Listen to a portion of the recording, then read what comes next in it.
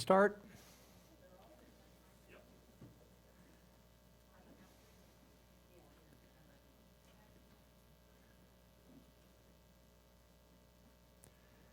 What I've been telling you is this is more than my autobiography, this book that I'm writing. It has to do with also the history of my family, genealogy, and also big picture, how Christianity is, I'm firmly in the Reformation. Christianity and Reformation are the foundation that made America the great country that we live in. So when there's those few things that I want to build a story around. And today we're talking about the creating of the Middle East. And I'm talking about the creating of the Middle East in the sense that it's the present day Middle East. How was the Middle East created? And that starts back in biblical times. And so I'm going to go through the slides, and I'm not going to read the slides. I'm just going to comment on what you see on the slide. So last week, we finished with the Hittites, which were the Hickses in secular history, how the Hittites kind of came into Egypt before the Israelites and took over the country. They were king of the roost in Egypt for about from 1700 BC to 1514. They kind of ruled Egypt. And that's the time, the Israelites came in about the same time as the Hittites. But the Hittites had the chariots and the war machines to take over the Israelites did not have that. So, but the Hittites for the next 430 years were in Egypt. And the numbers, what happened after the Egyptians took over Egypt again, the numbers were so great, the Pharaoh became nervous that the Israelites were becoming so big. There were like 3 million estimated Israelites in Egypt. And so that's when the Pharaoh decreed that the Israelites should be enslaved to build cities and roads. They very specifically say they weren't, when you see the Hollywood movies, they always show them building the pyramids. And history says that's not true. They had them building roads and things like that. Now, the Israelites were confined to the land area of Goshen, which is kind of in southern Egypt. And of course, what the Pharaoh's, when he ordered the firstborn male babies to be killed, this woman, Jochebed, put her son Moses, who became Moses, in a basket and sent him down the chute. And Pharaoh's daughter retrieved him, and that's how Moses got into the court. So Moses grew up in a pretty nice environment, and in the backwaters because of how he was taken care of by the Pharaoh in the court of the Pharaoh. Now, boy Moses lived a princely upbringing in the palace of the Pharaoh, learned to read, write, hieroglyphic system, so he was well educated, learned how to chariots of war. They always, in their education system in Greek, and always, when they their education system not only educated them, it trained them how to fight in wars. And they think Moses kept, I don't know how he figured out as a baby he was Jewish, but they talk about him actually going back and visiting his parents. And I can't figure out how he figured out his heritage. But anyway, they talk about that.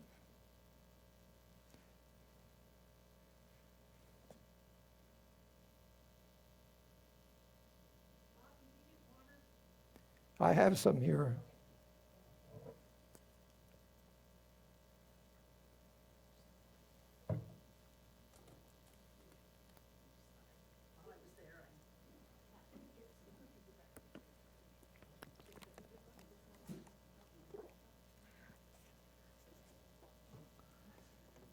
Now Moses ends up I don't know if he's getting in trouble, but apparently he interceded himself in a case where a Hebrew was being attacked by a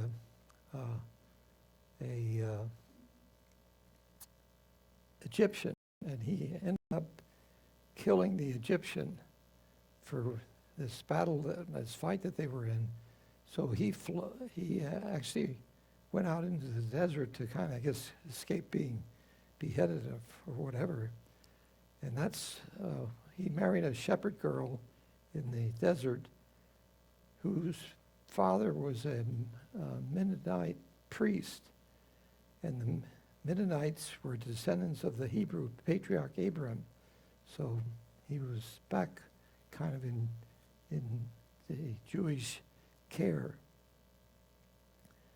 Scholars debate how much of an influence this father-in-law would have had on young Moses about the creation of a single God. But Moses may have also, during the time of Moses, there was a pharaoh called Akhenaten, who for a very short period, his reign, he was developing a monotheism over there. The Egyptians, of course, were polytheists.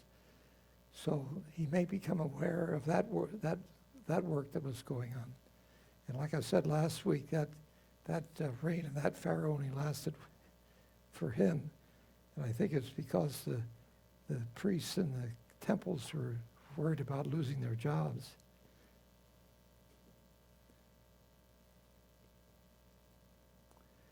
Now Moses tended the flocks of his father-in-law, and that led him into the wilderness called Horeb, which is the mountain of God. And it's there that he had the experience of the burning bush that we all know about, and his meeting with God. And you can see on here when God appeared, he was trying to figure out why the bush was on fire, but it wasn't. It was like a flare, and he was trying to figure that out. And that's when God started to speak to him about what he had in mind for him. And I'm sure you all remember in previous Bible schools and things like that, Moses said, "Here I am. Do not come any closer." God said, "Take off your sandals, for the place where you are standing is holy ground." And so that's when Moses begins his relationship with God.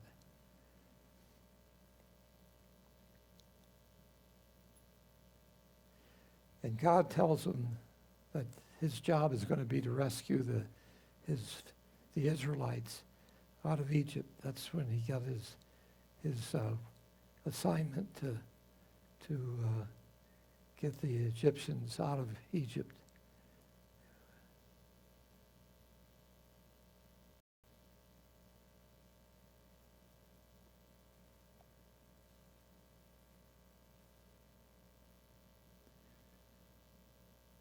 Moses was a little bit concerned how when he approached the Israelites, how would they know they should follow him? And so he had some concerns about the assignment he got, and God says, don't worry about that. I'll make that happen. So that's that part of the story. Now,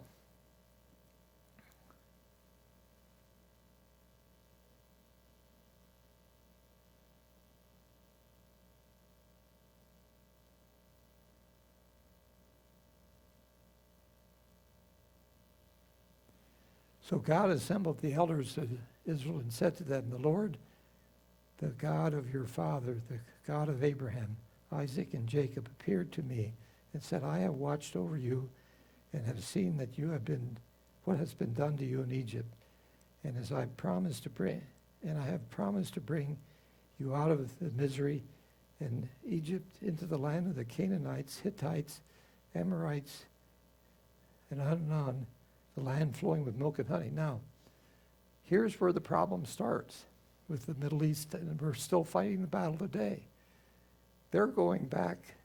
They were in southern Egypt and southern Mesopotamia, but they're going to the north where the Canaanites are settled. So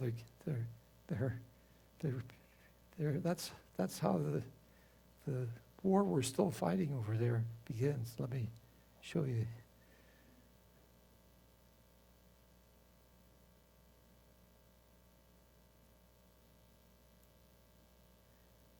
Here they talk about, again, how he talks about getting Moses to follow the Israelites out of Egypt.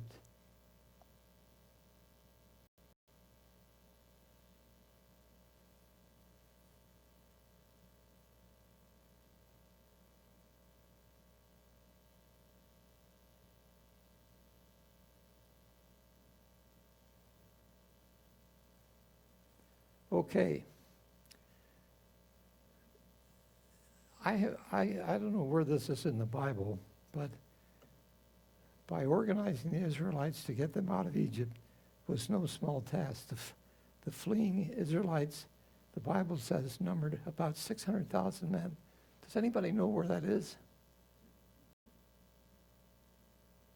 Yeah? Oh. I don't remember seeing that number. And as well as their families and other attendants, perhaps 2.5 million persons in all. Some scholars, however, think 600,000 could be translated in 600 families, or fewer than 15,000 total. But even 15,000, how in the world are you going to take 15,000 people and make them live for 40 years? Kind of hard to believe.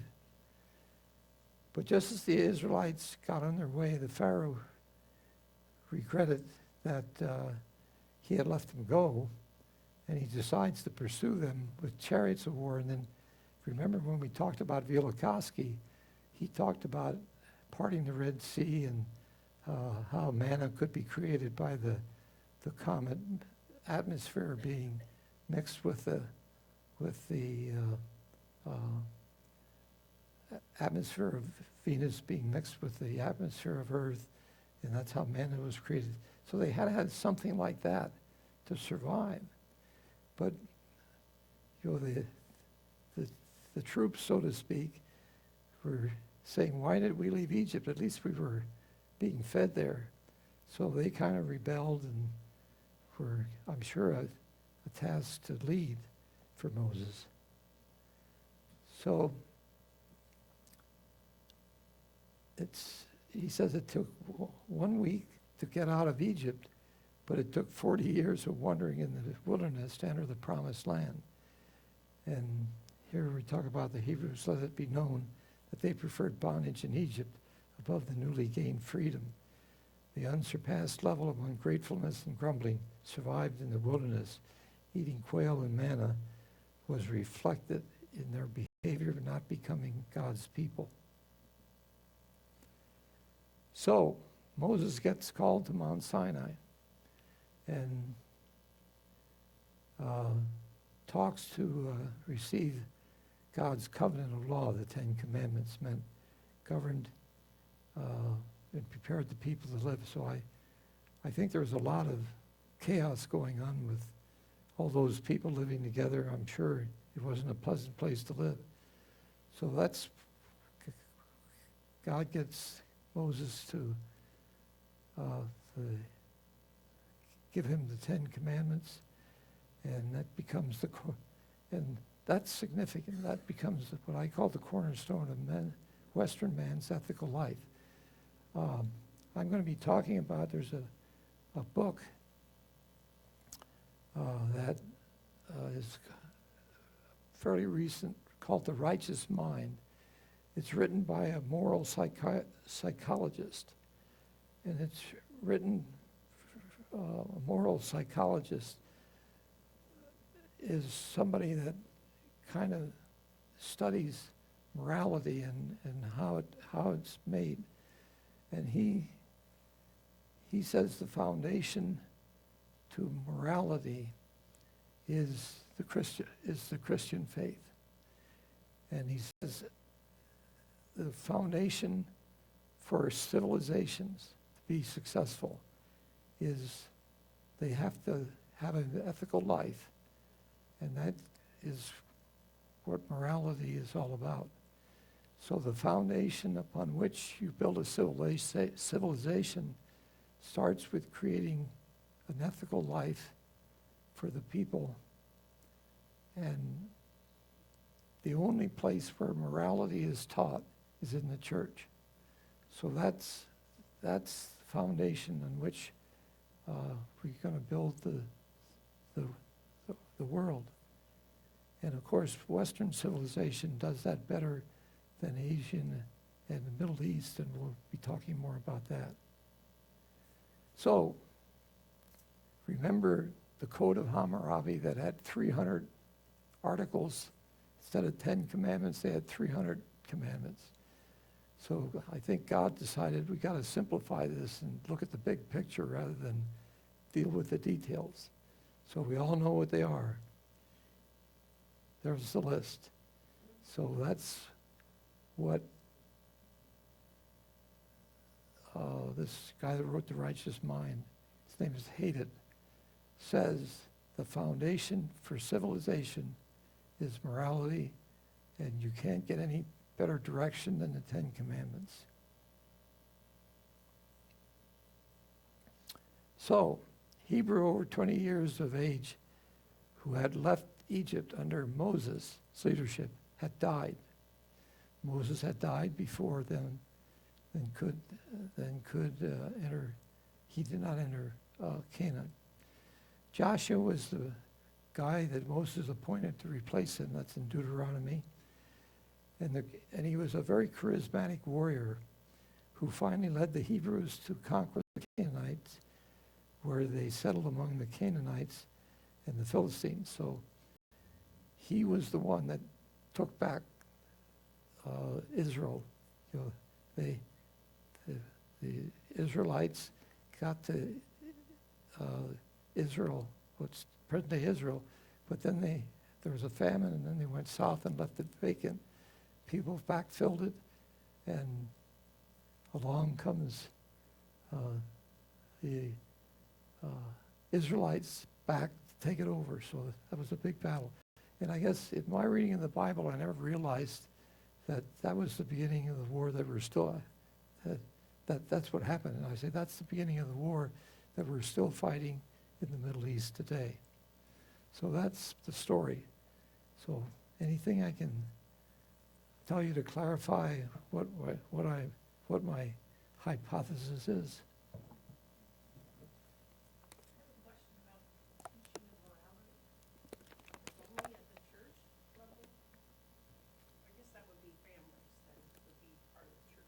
Pardon? I didn't think. Morality, the teaching of morality Yeah. was only in the church. Yeah. But then that was spread to families, that's where. Yeah, but well, families, but I think it's the families that take the children to church for that reason. I just didn't quite And go all the way yeah, in. yeah. So the government wouldn't do it. But That's what you're trying to say. So that the book this Righteous Mind is a very interesting book. He actually, and I'll be talking more about that, he actually shows how, in the end, how some people care more for people.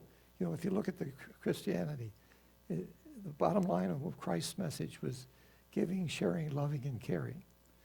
And in the back, he has a big discussion about liberals and conservative and the difference between how they feel we should be caring for people. Do you do it through a socialistic way, or do you do it through a capitalist way? And that's kind of interesting. So he says people who go to church become more caring. So does that mean they're liberal? I don't think I'm liberal. But it wouldn't hurt to have a little bit of both, right? Well, Yeah. that's the conclusion that Yeah. I've come to. It's called moderation, how everything's. Moderation, yeah. I think, and that's my problem with, like, the immigration today. I have nothing against immigration. My family was an immigrant. And, we know when the Leibenspergers came in 1732, Ben Franklin was anti-German. But William Penn had a land grant that he had to have so many people settling in Pennsylvania in order to get his charter. And he wasn't able to convince the English to come over because life was too good back there. So he sent his son to Germany to tell them how Pennsylvania was kind of like southwestern Germany, and they'd like them to go over. That's what caused the migration of Germans to Pennsylvania in the 1700s. So my problem with what we're doing today is we're letting them in without making them not citizens, but we're just letting anybody come in. And I think we have to be selective, because there's a lot of evidence that that's how the drug problem we have is coming from that part of the world. So that's kind of the moderation thing.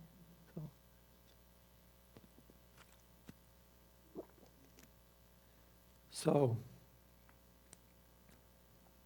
that's the story for today. That didn't take me very long. Thank you.